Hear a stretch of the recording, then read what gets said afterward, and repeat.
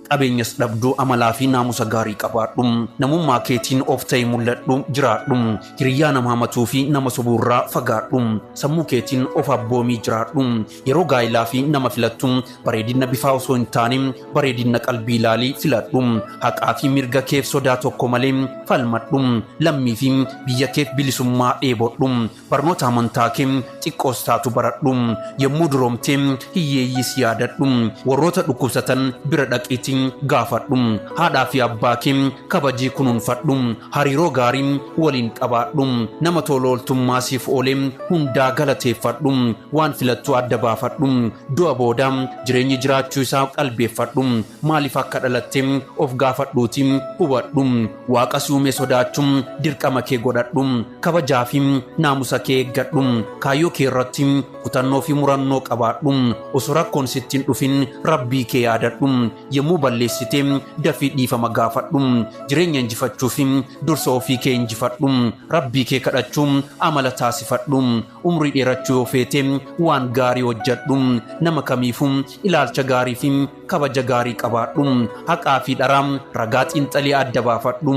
Ijjannoo sirrii kan mataa keetii qabaadhu. Gorsa koo xiqqoo kana adaraa kee qalbitti naaf qabadhu. Wantoota akkanaa hiriyaa keetiif sheergochuun gaafa tokko kanniisaa fi tiisiisa tosoo bakka hojii isaaniitti gara manatti galaa jiran karaa irratti walitti dhufan. Akkuma wal dubbisaniin tiisiisni akkas jettee haasa'utti kaate. Anaafaatiin gosti keenya tokko, bifti keenyallee wal fakkaata. Deemsi keenyas akka tokko. Garuu namoonni ana na jibban na balaaleeffatu. Bakkaan gahee maraa ni jibbu. Waan an tuqes hatamtamaan yoo qulqulleessan malee ittiin fayyadaman. Keessumaayyuu kan baay'ee na aarsee na gubu ammoo waanumaan irra qubadhee fi namuma akka isaaniillee irraa siiqu. Si garuu sirra darbanii bakka ati jirtuufillee kabaja laatu. Dhaalatti hojii harka keetiin ni dinqisiifatu. Tokkummaa sirraa baratu. Wantoota baay'ee fi fakkeenya si godhatu. Yeroo baay'ee kun maaliif ta'a jedhee of gaafachaa jiraachaa ture. Hadha si gaafadha maaliif wal nu caalchisu jedhee kanniisa kana gaafate. Kanniisni si yaada tiisisaa kana hubannoodhaan erga dhageeffatee booda taateen ati jettu kun yeroo sirratti raawwatamu baay'ee na gaddisiisa. Waan hedduu waan wal fakkaannuuf sitti saalfadha.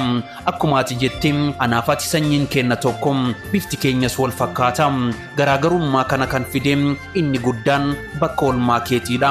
Ati iddoo ajaa'aa oolta. Iddoo balfa garagaraa bakka ilmi namaa jibbuu fi irraa of fageessu oolta. Ani bakka qulqulluu fi urgaawwan bakka daraaraa fi abaaboon jiru oola. Iddoo ani oolu namni baay'ee ooluu hawwa. Ati madaanama waan ajaa'aa jechaa fi ijaaf nama jibbisiisu sooratta. Ani abaaboo fi daraaraa urgaawaa barbaade sooradha. Hojiin koo ulfaataa ta'us nyaata baay'ee mi'aawaa fi dhangaa hedduu of keessaa qabuun qopheessa. Warri faayidaa koo baranis yeroo tokko tokko osoma isaan hedduu bakka jireenya kootii bareechuu ani akkan jaalatamu kan na godhe kanaadha. Ati ammoo akka ati jibbamtu kan si godhe inni guddaan bakka oolmaa keetiidha. Waan ati hojjettuu fi nyaattuudha. Furii koo si ajaa'aa keessaa bahi. Bakka argite hundaa akka ija hin qabneetti.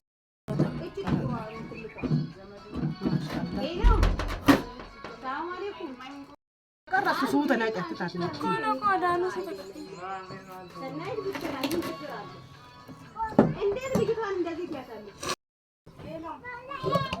Eegun adii dhabas.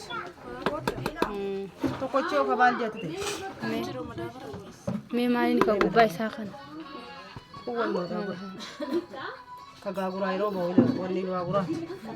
Gaafa tokko kanniisaa fi tiisiisa tosoo bakka hojii isaaniitti gara manatti galaa jiran karaa irratti walitti dhufan. Akkuma wal dubbisaniin tiisiisni akkas jettee haasa'utti kaate. Anaafaatiin gosti keenya tokko, bifti keenyallee wal fakkaata. Deemsi keenyas akka tokko. Garuu namoonni ana na jibban na balaaleeffatu. Bakkaan gahee maraa ni jibbu. Waan an tuqes hatamtamaan yoo qulqulleessan malee ittiin fayyadaman. Keessumaayyuu kan baay'ee na aarsee na gubu ammoo waanumaan irra qubadhee fi namuma akka isaaniillee irraa siiqu.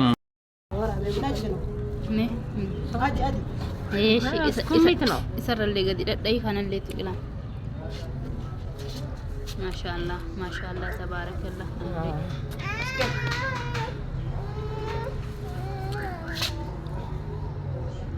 Yes. ካለ አንድ አይነት ነው። አንድ አይነት ነው አላ ማሲ ማራም ይገባ እሺ ቆይ ይሄ ግን ለየት ይሄ ለየት ነው። ይሄ ትንሽ ቀላ ይላል። ይሁን ትክክል ነው ለናገር አቀልጅ ማሻአላህ ማሻአላህ ደማዲ ንጹህ ማር ነው። እንጀራ ነው። ትንሽ ልጅ አሁን የመጣ ይሄ ሁሉም አንድ አይነት ነው። 13 ሁሉ አንድ አይነት ነው። ይሄ ነጭ ማር ነው። ትንሽ ብቻ ነች። በጣም ቆንጆ ማር ነው። ቃናው ራሱ ቤት ማሻአላህ አይደለም ካኒ ቀዳሚ ከምን ይሰራል? እኔ ማር ባይሆን እኮ በምንም አይሰራም። ማር ማን ነው? ከይተቴ አራ እንደሱ ነው። አዎ 20 ኪሎ ይሆናል። ታዲያ እንገለብጣለን። አዎ ይሄ ይሆናል እንዴ ማገለብጥ አላህ ወጭ ፈታልታ እሱ ሳርቱ እዛ አርገና ብለ እዛ ቁጭ አርገና ሽጠው የወጩ ፈቴ የወጩ ፈቴ ፋሲሊቲን ታውቃት ይሄ አገዳ ወደዛ አርገው በእናትህ። ይሄው እዚህ ዝንቡ እንዴት እንዳረገኝ ወላሂ። ምን ስኳር እየሰራ ነው።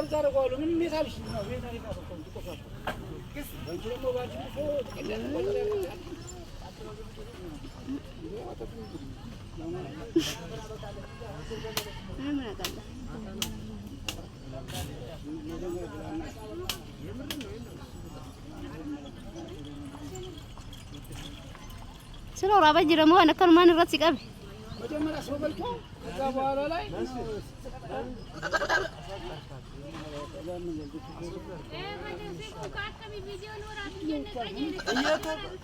ኪና ሸንኮራ እየበላው ነው።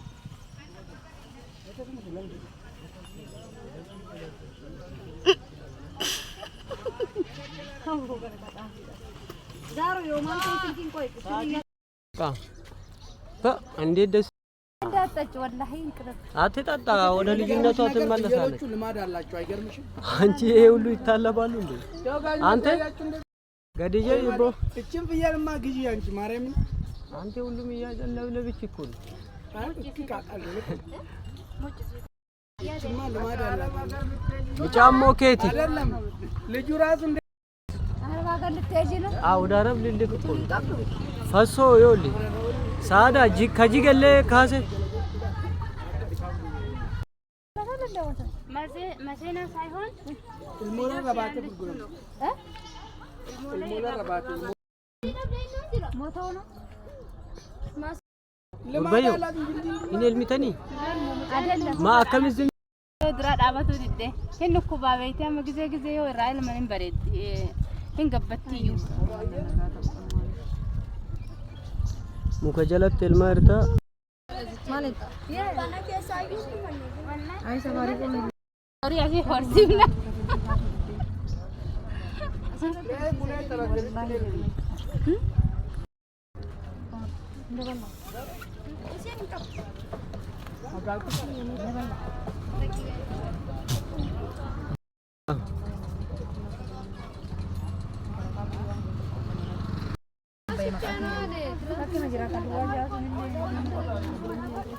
አቦ ሆዱ መስል እኔ ልሂድ እንካ ቅረጻት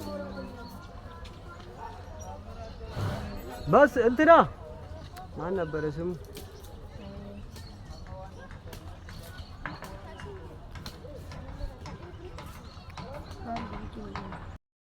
ማለት አይ ሰባሪ ቆም